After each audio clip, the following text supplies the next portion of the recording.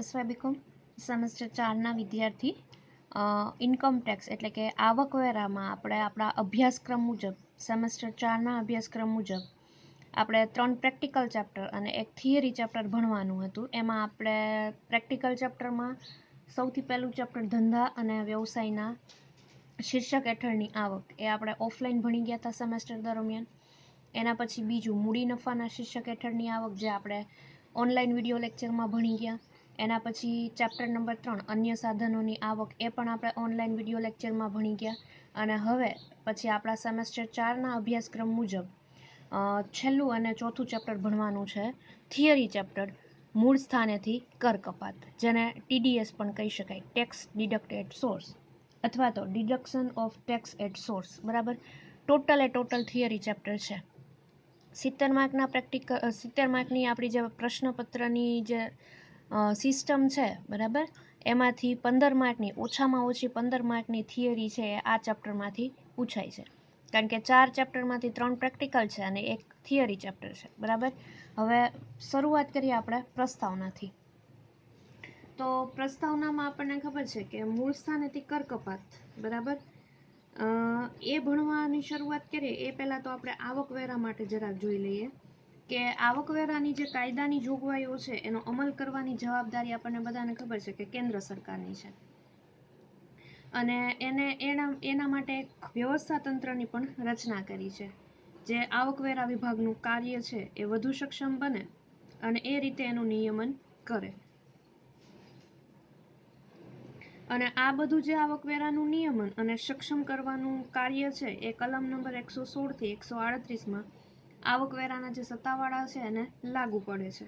બરાબર, હવે આપણે જોવાનું છે મૂળ સ્થાનેથી કર કપાત, TDS, tax deduct at source. બરાબર, તો એના માટે જોઈએ કે આ જે કર ભરનાર શખ્સો છે, બરાબર, નાણાં ચૂકવતી વખતે કરની રકમ અગાઉથી જ કાપી લેવામાં આવે. બરાબર, અને એ અગાઉથી જે નાણાં ચૂકવતી વખતે અગાઉથી જે કર કાપી લેવામાં આવે એમાં કોનો ઉલ્લેખ થાય તો કે એક જે પગાર છે એનો, એના પછી બીજું છે જામીનગીરીઓ પર વ્યાજ, ત્રીજું છે અન્ય વ્યાજની આવક, ચોથું છે લોટરી કે શબ્દ રચના હરીફાઈના ઇનામની આવક, પાંચમું છે ભારતમાં રહીશ હોય તેના કોન્ટ્રાક્ટર અને સબ કોન્ટ્રાક્ટરની ચૂકવણી, એના પછી છે છઠ્ઠું ઘોડદોડમાં ઇનામની આવક, પછી સાતમું છે વીમા કમિશન, આઠમું છે બિનરહીશને ચૂકવણી, અને નવમું છે નેશનલ સેવિંગ સ્કીમ હેઠળ જમા રકમની ચૂકવણી, એના પછી 10મું છે મ્યુચ્યુઅલ ફંડના યુનિટ્સ કે UTIના જે યુનિટ્સની પુનઃ ખરીદી વખતે ચૂકવણી કરવાની હોય એવા બધાયના 10 કિસ્સાઓમાં કર ભરનારના શખ્સોને નાણાં ચૂકવતી વખતે જે કરની રકમ કાપી લેવામાં આવે છે એને આપણે ટેક્સ ડિડક્ટ એટ સોર્સ એટલે કે મૂળ સ્થાનેથી કર કપાત એવું કહીશું. બરાબર, અને આના માટે 2-4 જોગવાઈઓ છે. એમાંની પહેલી જોગવાઈ જોઈએ કે જે વ્યક્તિ છે એ પગારના શીર્ષક હેઠળ ગણાતી રકમ ચૂકવવા માટે જવાબદાર હોય એને પણ પગાર ચૂકવતી વખતે પગાર લેણો થાય ત્યારે નહીં, કલમ 192ની જોગવાઈ મુજબ સરેરાશ દરે ઇન્કમ ટેક્સની રકમ છે કાપી લેવી જોઈએ. અને જે નાણાકીય વર્ષમાં પગાર ચૂકવવામાં આવે ત્યારે અમલમાં હોય તે દરે કરની રકમ કાપી લેવી જોઈએ. અને એ માટે ઘણી બધી બાબતો છે એ ધ્યાનમાં લેવી જોઈએ. જેમ કે પહેલી છે મૂળ સ્થાનેથી કર કપાતના હેતુથી પગારની આવકને નજીકના 10 આંકડામાં ફેરવવામાં આવે. પછી બીજી બાબત એવી છે કે પગારની રકમમાંથી આવકવેરો છે એ કાપવાની જવાબદારી માલિકની જ ગણાય. અને એથી જો કોઈ કિસ્સામાં કર્મચારીઓને કર ચૂકવવાની બીજી કોઈ વ્યવસ્થા કરી છે એવી ખાતરી મેળવ્યા પછી માલિક મૂળ સ્થાનેથી કર કાપવામાં કસૂર કરે તો કાયદાની દ્રષ્ટિએ માલિક પણ કસૂરવાર ગણાય. એના પછી ત્રીજું છે પગારમાંથી કાપવાના કરની રકમ વધારવાનો કે ઘટાડવાનો માલિકને હક છે કે જેથી અગાઉ ઓછો ગણેલ કે વધુ કાપેલ કર છે એ સેટલમેન્ટ એટલે કે એડજસ્ટ કરી શકાય. બરાબર, અને આમ કરતી વખતે માલિકે કલમ 80C, 80CCC, 80CCD, 80D, 80DD, 80CCB, 80E, 80G, 80GG અને 80U હેઠળ મળવાપાત્ર કપાતો પણ ધ્યાનમાં રાખવી જરૂરી છે. માલિકે કર્મચારી પાસેથી નિયત ફોર્મમાં જરૂરી પુરાવા સાથે માહિતી મેળવ્યા પછી જ કપાતોની રકમ બાદ કરવાની હોય છે. એના પછી એવું છે કે માન્ય પ્રોવિડન્ટ ફંડના ટ્રસ્ટીઓ જ્યારે કર્મચારીને તેનું ભેગું થયેલું ફંડ ચૂકવે ત્યારે જો એ કરમુક્ત ન હોય તો એમાંથી 10%ના દરે અને એ ચૂકવણી છે એ 50,000 કે તેથી વધુ હોય તો કર કાપી લેવો જોઈએ. અને એ જ પ્રમાણે માન્ય નિવૃત્તિ ફંડમાં માલિકે આપેલો ફાળો અને તેના પરનું વ્યાજ ચૂકવતી વખતે જો એ કરમુક્ત ન હોય તો તેમાંથી કર કાપી લેવો જોઈએ. એના પછી કહે છે કર્મચારીએ સ્વૈચ્છિક રીતે જાહેર કરેલ પગાર સિવાયની અન્ય આવકો અંગે પણ માલિક મૂળ સ્થાનેથી કર કાપી શકે છે. બરાબર. એના પછી છે સરકાર સિવાયના અન્ય માલિકો જેઓ પગારની આવકમાંથી કર કાપી લે છે તેમણે આવકવેરા અધિકારીને ફોર્મ નંબર 21માં કરની કપાત અને એના અંગેના જે કંઈ માસિક પત્રકો છે એ મોકલવા પડે. અને આ ઉપરાંત કર્મચારીને ફોર્મ નંબર 16 કે ફોર્મ 16AA કર કપાતની જે વિગતો છે એ દર્શાવવાની ખૂબ જ જરૂરી છે અને એ વિગતો દર્શાવીને આપવી પડે. બરાબર. આ આપણે પહેલું પગારને રિલેટેડ જોઈએ. એના પછી આપણે બીજું જોઈએ કે કલમ 193ની જોગવાઈ મુજબ જે જામીનગીરીઓ પર વ્યાજની આવકમાંથી મૂળ સ્થાને 10% લેખે આવકવેરો છે એ કાપી લેવો ફરજિયાત જ છે. બરાબર. તે જોગવાઈ કેટલીક માન્ય ડિપોઝિટ અને સરકારી જામીનગીરીઓને લાગુ થતી નથી. એના માટે આપણે ચેપ્ટર 3 જોઈ ગયા અન્ય સાધનોની આવક કે સંપૂર્ણપણે જે સરકારી જામીનગીરીઓ છે એ કેવી છે કરમુક્ત. બરાબર. એના ઉપર કોઈ પણ દરે આવકવેરો કાપી લેવામાં આવે નહીં. અને આ જોગવાઈ છે આપણને ખબર છે 7%ના કેપિટલ ઇન્વેસ્ટમેન્ટ બોન્ડ છે, પછી ટ્રેઝરી સેવિંગ સર્ટિફિકેટ્સનું વ્યાજ છે. બરાબર. પછી ગોલ્ડ મોનિટાઇઝેશન સ્કીમ હેઠળ જે કંઈ બોન્ડ છે એ બધા કેવા છે તો કે સંપૂર્ણપણે સરકારી જામીનગીરીઓ છે. એના ઉપર 1 રૂપિયો પણ કર ચૂકવવો પડે નહીં. બરાબર. તે જોગવાઈ કેટલીક માન્ય ડિપોઝિટ અને સરકારી જામીનગીરીઓને લાગુ થતી નથી, જેમાં નોંધાયેલ ડીમેટ ફોર્મમાં મૂકેલી જામીનગીરીઓ, gold bond, national saving certificate વગેરેનો સમાવેશ થાય છે. અને વરિષ્ઠ નાગરિકો એટલે કે જે સિનિયર સિટીઝન છે એના અંગે એવી જોગવાઈ છે કે તેમણે મૂકેલી જે બેંક ડિપોઝિટ છે, બરાબર, કોઓપરેટિવ બેંક સહિતની અને પોસ્ટ ઓફિસમાં મૂકેલ ડિપોઝિટનું જે વ્યાજ છે એ 50,000થી વધુ થતું હોય તો જ 10% લેખે મૂળ સ્થાને આવકવેરો કાપવામાં આવે છે. જે વ્યક્તિ છે એ જામીનગીરીનું વ્યાજ ચૂકવવાને જવાબદાર છે એણે વ્યાજની રકમ પર 10,000 કે તેથી વધુ હોય તો અમલમાં હોય તે દરે આવકવેરો કાપી લેવો જોઈએ, પરંતુ ડિબેન્ચર હોલ્ડરોને ચૂકવવાપાત્ર વાર્ષિક વ્યાજ છે એ 5,000થી વધુ ન હોય તો મૂળ સ્થાનેથી ટેક્સ કપાશે નહીં. આવો ઉલ્લેખ આપણે જ્યારે ચેપ્ટર નંબર 3 અન્ય સાધનોની આવક જોતા હતા ત્યારે આપણે પણ ભણી ગયા છીએ. અહીંયા ફરી પાછું રિવિઝન. બરાબર. એના પછી મૂળ સ્થાને કર કપાતમાં ત્રીજું જોઈએ કે અન્ય વ્યાજની આવક માટે આપણને કલમ 194 કંઈક કહે છે કે જામીનગીરીઓના જે વ્યાજ સિવાય અન્ય રીતે ચૂકવેલ વ્યાજની રકમ ચૂકવનારે વ્યાજ પર 10%ના દરે આવકવેરો કાપી લેવો જોઈએ. અને વ્યાજ પર ઘણી બધી શરતોએ આવકવેરો કાપી લેવાનો હોય છે. એમાંની પહેલી શરત, વ્યાજ આપનાર વ્યક્તિ કે હિન્દુ સંયુક્ત કુટુંબ હોય તો તેને આ જોગવાઈ છે એ લાગુ પડતી નથી. એના પછી બીજી શરત છે કે કંપની કે પેઢી સિવાયની વ્યક્તિ જેને આ વ્યાજ મળવાનું હોય તે એમ જણાવે છે કે તેની આવક કરપાત્ર મર્યાદા કરતાં ઓછી છે તે અંગે સોગંદનામું આપે અથવા તો કોઈ ગેઝેટેડ ઓફિસર સક્ષમ આવા જાહેરનામા પર સહી કરે અને ગેઝેટેડ ઓફિસરે એમાં જણાવવાનું હોય કે એસએસસીને તે ઓળખે છે તો વ્યાજની આવક પર મૂળ સ્થાનેથી આવકવેરો કાપી લેવાનો રહેશે નહીં. બરાબર. ગેઝેટેડ ઓફિસર છે એવી બાહેંધરી આપે કે એ જે કર ભરનાર વ્યક્તિ છે, કર ભરનાર શખ્સને ઓળખે છે એટલે મૂળ સ્થાનેથી આવકવેરો કાપી લેવો પડે નહીં.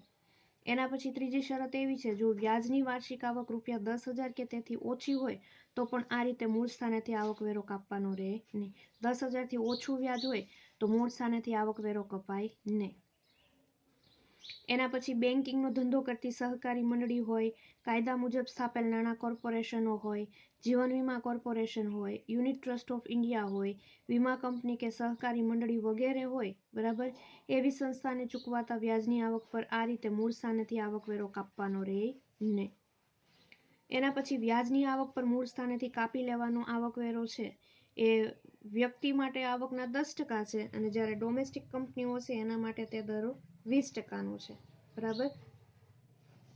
પછી એના પછીની શરત જોઈએ તો કે કોઈ પણ બેંકની જે તમામ શાખાઓ છે એના દ્વારા પાછલા વર્ષ દરમિયાન ફિક્સ્ડ ડિપોઝિટ પર કોઈ વ્યક્તિને 10,000થી વધુ વ્યાજ ચૂકવવાનું થાય તો તેમાંથી 10% લેખે આવકવેરા તો પેલો કાપી જ લેવાનો થાય, બરાબર. એના પછીની શરત એવી છે કે કોઈ પણ રહીશ કોન્ટ્રાક્ટરને તેણે કરેલું કામ હોય એ અંગે એક વખતમાં 30,000 અથવા એકંદરે કુલ 1 લાખથી વધુ રકમની ચૂકવણી કરવાની થતી હોય તો 1%ના દરે, બરાબર, અથવા 2%ના દરે. 2%ના દરે ક્યારે? તો કે અન્ય કોઈ કામ હોય તો મૂળ સ્થાનેથી આવકવેરો લઈ લેવાનો થાય, બરાબર. એના પછી મૂળ સ્થાનેથી કર કપાતમાં આપણે ચોથું જોઈએ તો એના માટે આપણને એવું કહે છે લોટરીની આવક. હવે લોટરીની આવકમાં લોટરી હોય, ક્રોસવર્ડ પઝલ હોય, પત્તાની રમત વગેરેના ઇનામની રકમ છે એ 10,000થી વધુ હોય તો ઇનામની કુલ રકમના 30% લેખે મૂળ સ્થાનેથી આવકવેરો કાપી લેવામાં આવે છે. અને ઘોડદોડનું ઇનામ પણ 10,000થી વધુ હોય તો ઉપર જણાવેલ દરે TDS એટલે કે ટેક્સ ડિડક્ટેડ સોર્સ મૂળ સ્થાનેથી કર કપાત છે કાપી લેવામાં આવે છે. અને એના પછી પાંચમું છે બિનરહીશને ચૂકવણી, બરાબર. તો એના પછી કહે છે કે બિનરહીશ છે વિદેશી નાગરિક ખેલાડીઓને ચૂકવેલ રકમમાંથી 10% લેખે મૂળ સ્થાને આવકવેરો છે એ કાપી લેવામાં આવે છે. અને આવી જ જોગવાઈ છે એ બિનરહીશ સ્પોર્ટ્સ એસોસિએશન સંસ્થાને પણ લાગુ પડે છે, બરાબર. આના માટેની જે પ્રાપ્તિ સ્થાનેથી કપાયેલો આવકવેરો, અહીંયા આપણે મૂળ સ્થાનેથી કર કપાત TDS છે એ પૂરું કરીએ છીએ, બરાબર. તો એના માટે આપણે ટેક્સમાંથી જોવું હોય તો જોઈ શકાય, બરાબર. આના ઉપર ફોકસ કરીએ. આ 5 માર્કમાં કે 7 માર્કમાં તમને ટૂંક નોંધ પૂછી શકે તો જોઈ લેવાય.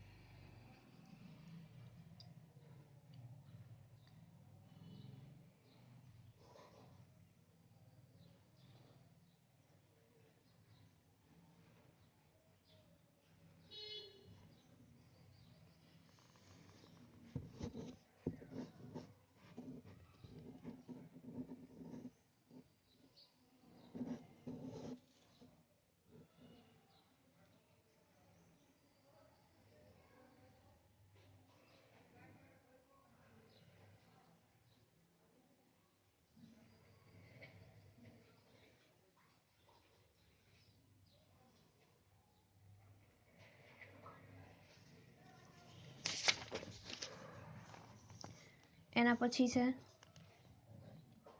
બરાબર, આ મૂળ સ્થાનેથી કર કપાત એ જ થિયરી કન્ટિન્યુ થાય છે, બરાબર.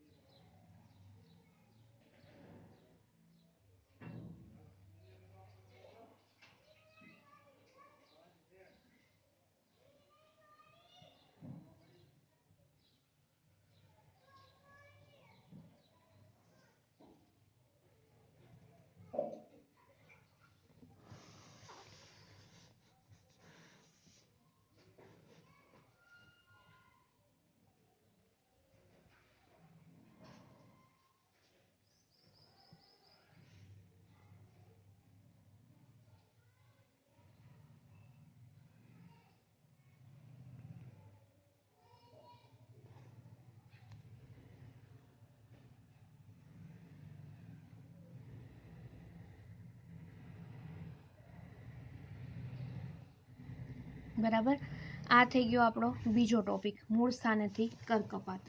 હવે આપણે આપણા ચેપ્ટરનો થિયરી ચેપ્ટરનો ત્રીજો ભાગ જોઈએ અગાઉથી ચૂકવવાનો કર, જેને કહેવાય એડવાન્સ પેમેન્ટ ઓફ ટેક્સ, બરાબર.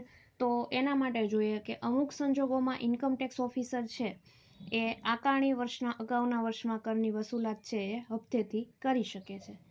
અને એ માટે જોગવાઈ છે કલમ 208 થી 219 છે જણાવવામાં આવે છે અને એની જોગવાઈઓ છે એ નીચે મુજબ છે બરાબર। તો ડાયરેક્ટ આપણે ટેક્સમાંથી જ ભણીશું।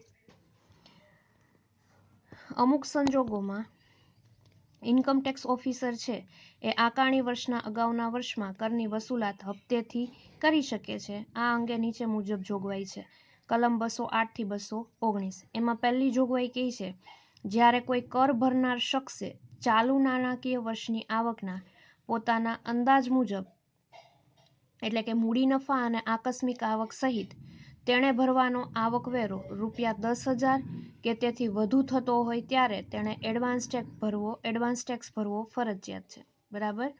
શું કહે છે પહેલી જોગવાઈ તો કે જ્યારે કોઈ કર ભરનાર શખ્સે ચાલુ નાણાકીય વર્ષની આવકના પોતાના અંદાજ મુજબ એટલે કે મૂડી નફા અને આકસ્મિક આવક સહિત તેણે ભરવાનો આવકવેરો ₹10,000 કે તેથી વધુ થતો હોય ત્યારે તેણે એડવાન્સ ટેક્સ ભરવો ફરજિયાત છે। બીજું 60 વર્ષ કે વધુ ઉંમરના જે વરિષ્ઠ નાગરિકો છે એટલે કે સિનિયર સિટીઝન છે કે જેની ધંધા કે વ્યવસાયની આવકના શીર્ષક હેઠળ કોઈ કરપાત્ર આવક નથી એને એડવાન્સ ટેક્સ ભરવામાંથી મુક્તિ આપવામાં આવે છે બરાબર। એના પછી કહે છે ત્રીજી જોગવાઈ એડવાન્સ ટેક્સની ગણના નીચે મુજબ થશે કે એડવાન્સ ટેક્સ તમે કઈ રીતે ગણશો તો એના માટે જોઈએ કે અંદાજી ચાલુ આવક પર ગણેલ આવકવેરો બરાબર જે રકમ હોય એ એમાંથી બાદ કરવાનું થશે વળતર વગેરે જો આપેલું હોય તો બરાબર। એટલે એ જે રકમ આવે એમાં ઉમેરો કરવાનો થશે સરચાર્જ બરાબર। સરચાર્જ એટલે શેષ તમને જેટલા ટકા કીધું હોય એ જો હોય તો બરાબર। એમાં પાછો ઉમેરો કરવાનો થશે હેલ્થ અને શિક્ષણ ઉપકર બરાબર એટલે કે સરચાર્જ એજ્યુકેશનલ ટેક્સ જે 4% દરે ઉમેરો કરવાનો થાય અને એ જે રકમ આવે એમાંથી બાદ કરવાનું થશે મૂળ સ્થાને કપાયેલ આવકવેરો એટલે કે TDS બરાબર। અને એનામાંથી જે રકમ મળે એને આપણે કહેવાનું થશે એડવાન્સ ટેક્સની રકમ જે હપ્તાઓમાં ચૂકવવા પાત્ર છે તે બરાબર। એટલે આ રીતે એડવાન્સ ટેક્સની ગણના થશે। એના પછી આપ્યું છે ચોથું દરેક એસએસીએ એડવાન્સ ટેક્સની રકમ 15મી જૂન 15મી સપ્ટેમ્બર તથા 15મી ડિસેમ્બર અને 15મી માર્ચના રોજ 4 હપ્તાઓમાં ભરવાની હોય છે બરાબર। વર્ષમાં 4 હપ્તાઓમાં ભરવાની થાય એમાં 15મી જૂન 15મી સપ્ટેમ્બર 15મી ડિસેમ્બર અને 15મી માર્ચના રોજ 3 મહિનાના આરે 4 હપ્તાઓમાં ભરવાની હોય છે બરાબર। એના પછી આપણે પાંચમી જોગવાઈ જોઈએ તો પાંચમી જોગવાઈ મુજબ આપણને એવું કહે છે કે ચૂકવણી માટેની છેલ્લી તારીખ અને ભરવાપાત્ર રકમની ટકાવારી પણ આપણને આપી દીધી છે બરાબર।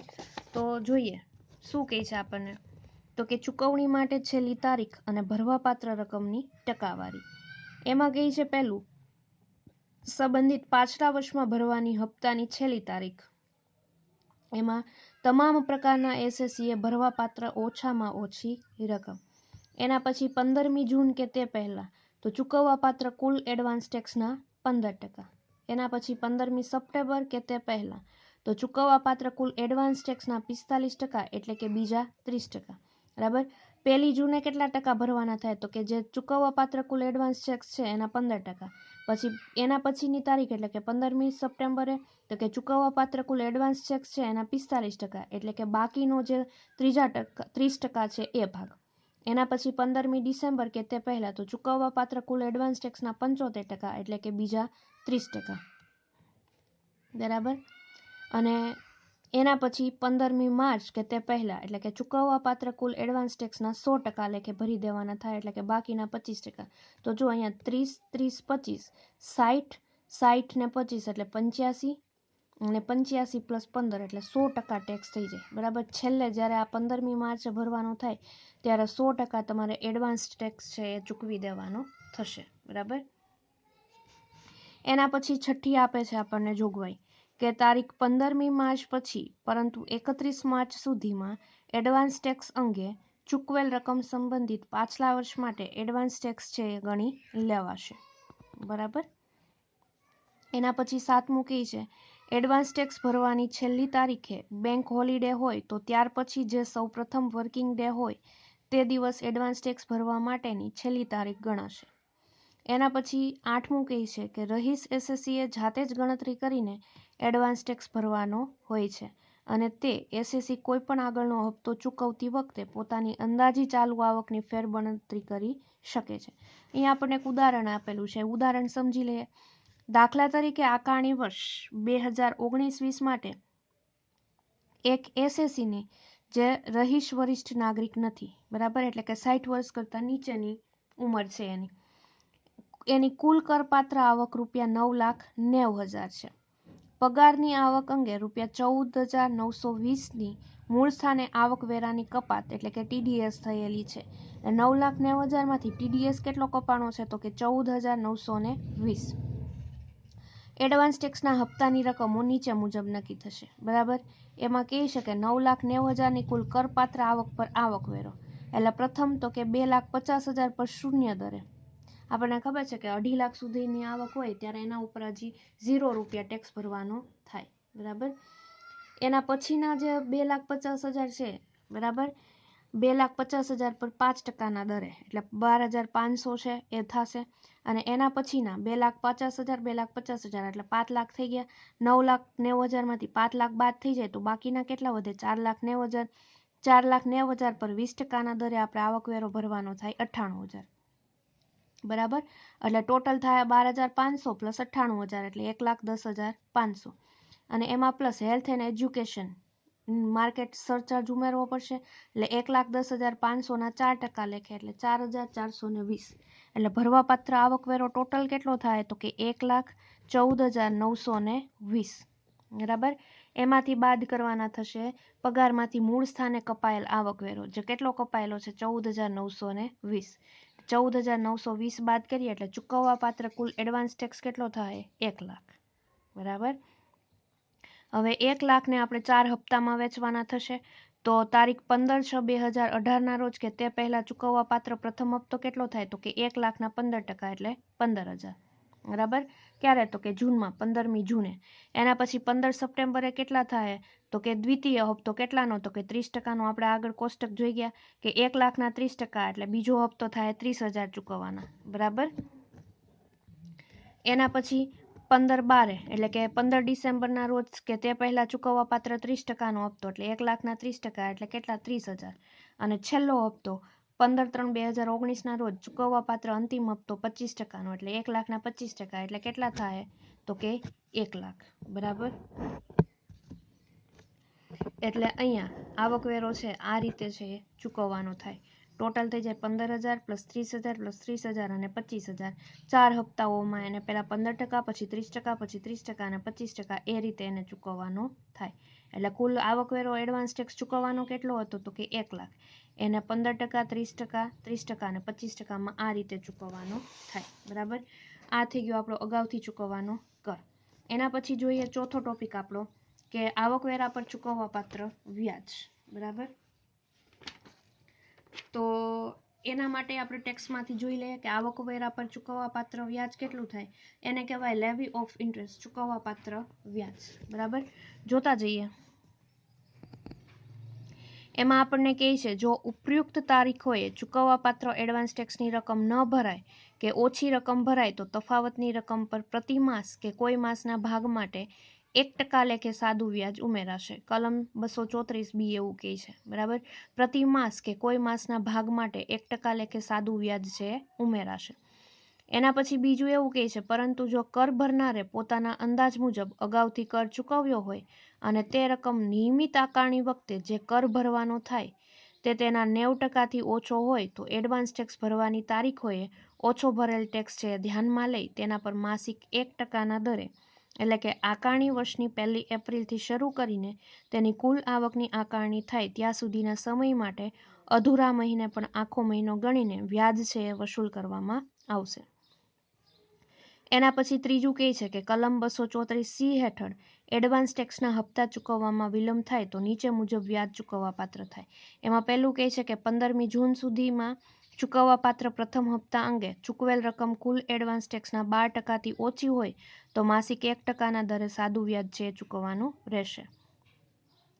એના પછી બીજું કહે છે, જો 15મી સપ્ટેમ્બર સુધીમાં ચૂકવવાપાત્ર બીજા હપ્તા અંગે ચૂકવેલ રકમ કુલ એડવાન્સ ટેક્સના 36%થી ઓછી હોય તો માસિક 1%ના દરે સાદું વ્યાજ ચૂકવવાનું રહેશે. એના પછી ત્રીજું કહે છે, જો 15મી ડિસેમ્બર સુધીમાં ચૂકવવાપાત્ર ત્રીજા હપ્તા અંગે ચૂકવેલ રકમ છે એ કુલ એડવાન્સ ટેક્સના 75%થી ઓછી હોય તો માસિક 1%ના દરે સાદું વ્યાજ છે એ ચૂકવવાનું રહેશે. અને ચોથી આપણને કહે છે કે જો 15મી માર્ચ સુધીમાં કુલ એડવાન્સ ટેક્સના 100%થી ઓછી રકમ ચૂકવી હોય તો માસિક 1%ના દરે સાદું વ્યાજ ચૂકવવાનું રહેશે. બરાબર.